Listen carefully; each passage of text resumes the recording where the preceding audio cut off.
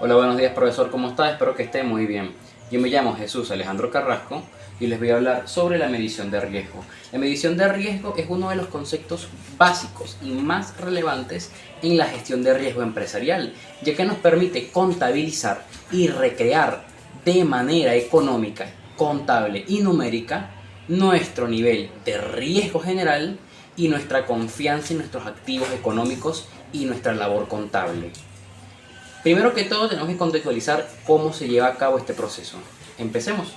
Primero tenemos el concepto de valor de riesgo, o también conocido como VAR, que es un proceso en el cual la empresa decide contabilizar el nivel de confianza que tiene en la labor económica que llevará a cabo, el cual se tasa en base a un porcentaje que funcionará para darnos una representación numérica del nivel de confianza que tenemos en este ámbito en particular.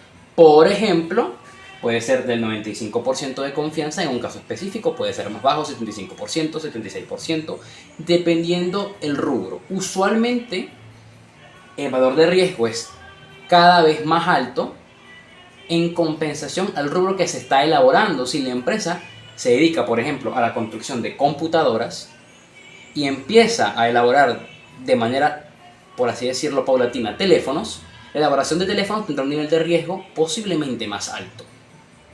El siguiente que tenemos es el déficit esperado. Esta es una medida más conservadora por la cual la empresa decide calcular el porcentaje de pérdida que puede llegar a tener, al igual que en el contexto anterior, en base a un porcentaje de riesgo. Usualmente este tiende a ser bajo en empresas que llevan a cabo la misma actividad repetidamente, pero una vez cambia ese rubro o hay algún cambio organizacional o laboral dentro de esta, el nivel de riesgo puede aumentar. Por ejemplo, puede ser ya sea de porcentaje muy bajo como 5% o puede aumentar hasta el 22, 35. Usualmente un nivel de riesgo por debajo de 20 es manejable por una empresa nueva, pero un nivel de riesgo de 20 a 25 en una empresa que tiene rato en el mercado podría indicar que la labor de gestión está fracasando. Y por último tenemos las pruebas de estrés, que son simulaciones que se efectúan dentro de la empresa para saber si el personal está capacitado. La tolerancia de riesgo, por su parte, se enfoca en un estudio para verificar si la empresa tiene la disponibilidad exacta de poder llevar a cabo la labor que se va a ejemplificar y se va a realizar. Es, por así decirlo, un estudio completo que involucra si estamos preparados o no para llevar a cabo la actividad. Tenemos que tener en cuenta de que esta materia y sobre todo este tipo de estudios es relativamente reciente. Se ha hecho consensos entre estudiosos y prácticos de esta materia y los más importantes son los acuerdos de Basilea 1, 2 y 3. Y en cada uno se definieron cosas diferentes.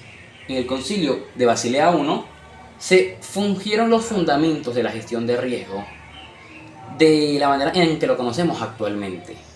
El valor de riesgo surge de aquí y a partir de aquí se empezó a implementar de manera más constante en las empresas. En el Basilea 2 se enfocaron en la sofisticación, adaptar los conceptos puestos en Basilea 1 al mercado laboral actual, como pueden ser los riesgos múltiples. Actualmente las empresas ya casi ninguna es manufacturera, sino que involucra distintos apartados económicos, por ende el riesgo puede variar. También está el marco supervisivo, el cual se basa en la supervisión constante de la actividad económica por parte de los superiores, y la requisición de divulgación, que se basa en una mejoría constante de la comunicación dentro de los miembros de la empresa.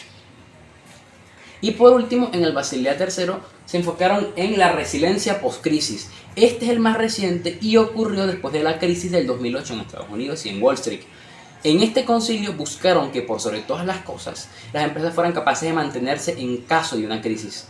Por ende se intentó establecer un punto de equilibrio entre el riesgo y el nivel de confianza.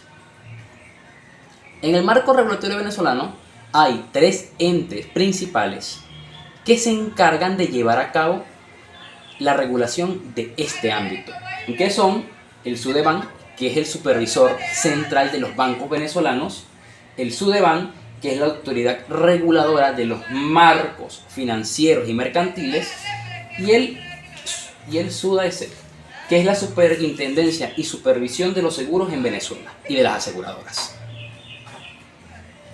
El gobierno corporativo en sí mismo es el marco gubernamental que involucra todos estos conceptos. Tenemos que entender que la regulación cambia de manera muy directa dependiendo del país en el que estés. No todos los países tienen un marco supervisor ni tampoco unas leyes gerenciales para este tipo de conceptos, y no en todo se aplica de la misma manera. Para culminar con nuestra exposición, he ideado un ejemplo puntual en el que podremos visualizar varios argumentos y puntos expuestos durante mi exposición. El Banco Central de Venezuela idea para un periodo de 10 días un valor de riesgo en el cual estima tener una confianza del 80% en poder recuperar todos sus préstamos bancarios, como ya lo mencioné, en un periodo de 10 días.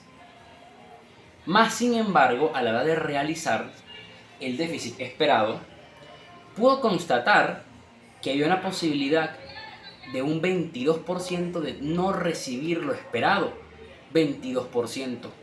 El número es mayor al 20% de pérdida que estimó el valor de riesgo. Recordemos que el valor de riesgo era de un 80%, mientras que el déficit esperado fue de 22%. Al ser superior, se premedió y se estimó que el banco tendría pérdida en su liquidez, que podría afectar su rendimiento y sus labores. De hecho, a la hora de realizar la prueba de estrés, se comprobó que la mayoría de los trabajadores no estaban preparados para tomar en consideración una economía de pérdida y una economía de riesgo dentro de la empresa. La mayoría no estaban de acuerdo en rescindir sus sueldos, por lo menos por un periodo quincenal, ni muchísimo menos estaban a favor de hacer horas extra para poder así aplacar un poco la carga laboral e intentar reducir el nivel de riesgo, ya sea en la gestión de cobranza o en la sinceración de cuentas pasadas. Eso ha sido todo, muchísimas gracias, espero que les haya gustado mi exposición y ante todas las cosas me gustaría que repasaran los conceptos que ya se han expuesto, no se queden nada más con la información que les di yo. Recordemos que el estudio es la base del conocimiento. Muchísimas gracias.